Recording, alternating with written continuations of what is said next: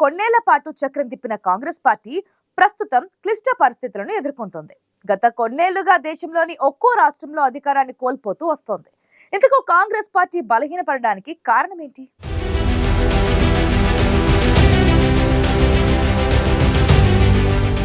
గత కొన్నేళ్లుగా కాంగ్రెస్ పార్టీ వరుస పరాజయాలకు కారణం ఏంటి? జాతీయ స్థాయిలో కాంగ్రెస్ ఎందుకు ఒంటరిగా నిలబడలేకపోతోంది?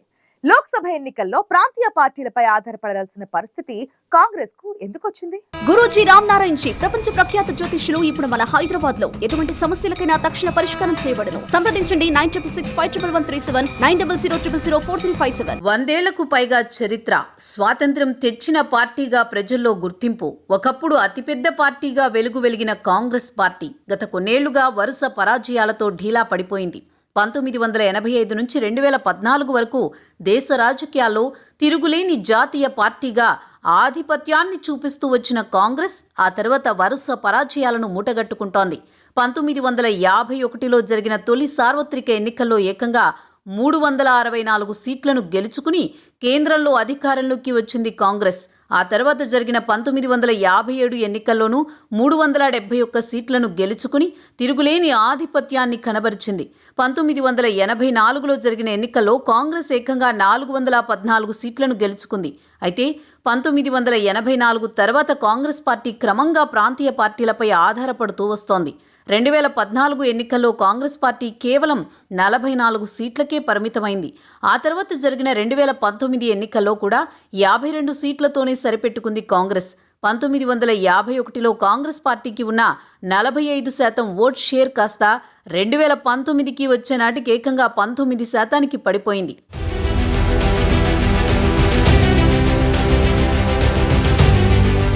గత కొన్నేళ్లుగా దేశవ్యాప్తంగా కాంగ్రెస్ పార్టీకి ఎంపీ సీట్లు తగ్గుతూ వస్తుండడమే కాదు, ఒక్కో రాష్ట్రంలో క్రమంగా బలహీనపడుతూ వస్తోంది.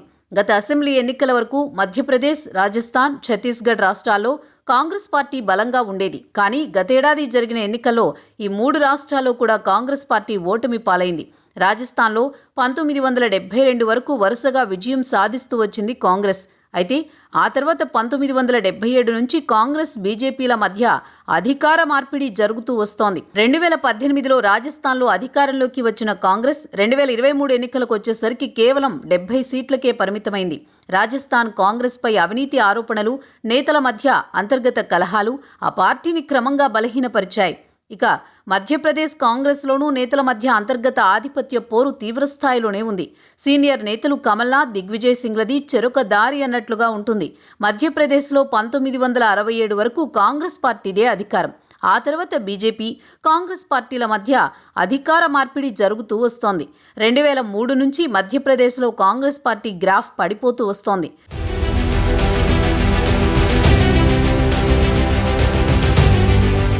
230 సీట్లు ఉన్న మధ్యప్రదేశ్లో జరిగిన గత అసెంబ్లీ ఎన్నికల్లో కాంగ్రెస్ పార్టీ 66 సీట్లకే పరిమితమైంది. ఇక ఛత్తీస్గఢ్ విషయానికొస్తే 2003 నుంచి ఇప్పటి వరకు 5 సార్లు ఎన్నికలు జరిగితే కాంగ్రెస్ పార్టీ 4 సార్లు ఓడిపోయింది. 2018లో ఛత్తీస్గఢ్లో అధికారంలోకి వచ్చిన కాంగ్రెస్ 2023లో జరిగిన ఎన్నికల్లో మాత్రం అధికారాన్ని నిలబెట్టుకోలేకపోయింది. మహారాష్ట్రలోనూ కాంగ్రెస్ పార్టీ క్రమంగా పట్టుకోల్పోతూ వస్తోంది. 1982 నాటికి మహారాష్ట్రలో కాంగ్రెస్ పార్టీకి 81% ఓట్ షేర్ ఉండగా 2019కి వచ్చే నాటికి 15%కి పడిపోయింది. శరద్ పవార్ కాంగ్రెస్ పార్టీని వీడి ఎన్సీపీని ఏర్పాటు చేసిన తర్వాత కాంగ్రెస్ బలం క్రమంగా తగ్గుతూ వచ్చింది. ఇప్పుడు విపక్షాల కూటమిలో భాగంగా ఉన్న ఉద్ధవ్, శివసేన, శరద్ పవార్ ఎన్సీపీలతో కలిసి పోటీ చేస్తోంది కాంగ్రెస్. ఇక పశ్చిమ బెంగాల్లో కాంగ్రెస్ పరిస్థితి ముగిసిన అధ్యాయంగా మిగిలిపోయింది. కాంగ్రెస్ అధికారం కోల్పోయిన తర్వాత పశ్చిమ బెంగాల్ వామపక్షాల సొంతమైంది. దాదాపు 4 దశాబ్దాల పాటు బెంగాల్ను పాలించాయి వామపక్షాలు. నాయకుల్లో అవినీతి పెరిగిపోయి ప్రతిష్ఠ దిగజారిన పరిస్థితుల్లో మమతా బెనర్జీ కమ్యూనిస్టుల కంచుకోటను బద్దలు కొట్టారు. ఈసారి ఎన్నికల్లో కమ్యూనిస్టులతో కలిసి కాంగ్రెస్ పోటీ చేస్తోంది.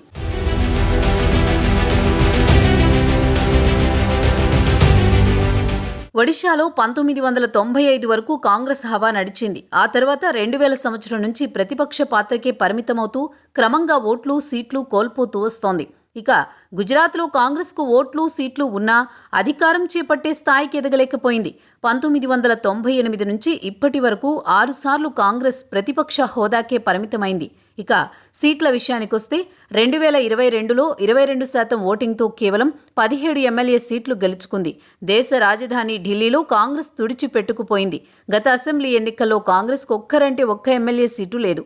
షీలా దీక్షిత్ 1985 నుంచి 2013 వరకు 15 ఏళ్ల పాటు కాంగ్రెస్ సీఎంగా సుదీర్ఘకాలం అధికారంలో కొనసాగారు. ఆమ్ ఆద్మీ పార్టీ వచ్చిన తర్వాత కాంగ్రెస్ ఢిల్లీలో క్రమంగా పట్టు కోల్పోతూ వచ్చింది. బీహార్లో 1990 నుంచి కాంగ్రెస్ది ప్రతిపక్ష పాత్రే. అంతకుముందు బీహార్లో 5 సార్లు అధికారం చేపట్టిన కాంగ్రెస్ ప్రాంతీయ పార్టీల ఎంట్రీ తర్వాత పట్టును కోల్పోతూ వచ్చింది. 1951లో బీహార్లో 42% ఉన్న కాంగ్రెస్ ఓట్ షేర్ 2020కి వచ్చేసరికి 10% పడిపోయింది. మహాకూటమితో అధికారాన్ని పంచుకున్నా ఎక్కువ రోజులు నిలబడలేదు. 1989 నుంచి ఉత్తరప్రదేశ్లో కూడా ప్రతిపక్ష పాత్రనే పోషిస్తుంది కాంగ్రెస్. 1985 వరకు 40% ఓట్లతో బలంగా కనిపించిన హస్తం పార్టీ ఇప్పుడు 3% ఓట్లకు పడిపోయింది. 403 ఎమ్మెల్యే సీట్లు ఉన్న యూపీలో కాంగ్రెస్కి ఇప్పుడు ఇద్దరే ఎమ్మెల్యేలు ఉన్నారు. 1952లో 388 సీట్లతో యూపీని పాలించిన కాంగ్రెస్కి ఇప్పుడు యూపీలో కనీస ప్రాబల్యం కూడా లేకుండా పోయింది.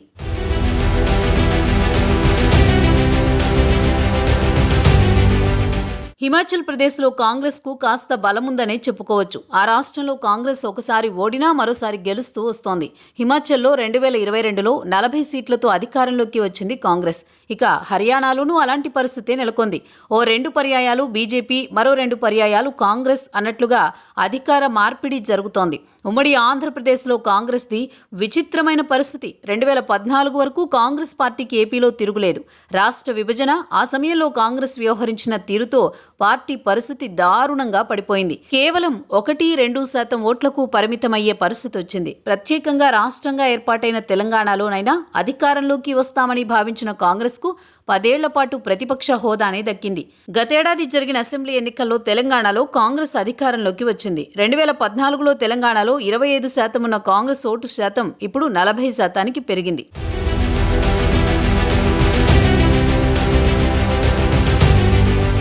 ఇక కర్ణాటక విషయానికొస్తే 1952లో మైసూర్ స్టేట్గా ఉన్నప్పటి నుంచి 1978 వరకు కాంగ్రెస్ పార్టీనే అధికారంలో ఉంది. ఆ తర్వాత అధికార మార్పిడి జరుగుతూ వచ్చింది. 2023లో జరిగిన ఎన్నికల్లో 135 సీట్లతో కాంగ్రెస్ అధికారంలోకి వచ్చింది. తమిళనాడులో కాంగ్రెస్కు ఒంటరిగా నిలబడే అంత బలం లేదు. అందుకే ప్రాంతీయ పార్టీలతో పొత్తు కుదుర్చుకుంటూనే వస్తోంది. కుదిరితే డీఎంకే, లేకపోతే అన్నా డీఎంకేలతో పొత్తులతో అధికారం చేపడుతోంది. ఇక ఈశాన్య రాష్ట్రాల్లో మెజారిటీ సీట్లు లేకపోయినా ఆయా రాష్ట్రాలు దేశ రాజకీయాల్లో కీలక పాత్ర పోషిస్తున్నాయి. అస్సాం, మణిపూర్, మేఘాలయ, అరుణాచల్ ప్రదేశ్, త్రిపుర, సిక్కింలో కాంగ్రెస్ పరిస్థితి అంతంత మాత్రంగానే ఉంది. ఇందులో మెజారిటీ రాష్ట్రాలు బీజేపీ చేతిలో ఉన్నాయి. ఒకప్పుడు ఎక్కడ చూసినా కాంగ్రెస్ హవా కనిపించిన రోజుల నుంచి ఇప్పుడు ఎక్కడో ఒకచోట మాత్రమే కనిపించే స్థాయికి చేరింది కాంగ్రెస్. మరి ఈసారి లోక్సభ ఎన్నికల్లో మిత్రపక్షాలతో కలిసి పోటీ చేస్తోన్న కాంగ్రెస్ తన ఉనికిని చాటుకుంటుందో లేదో చూడాలి.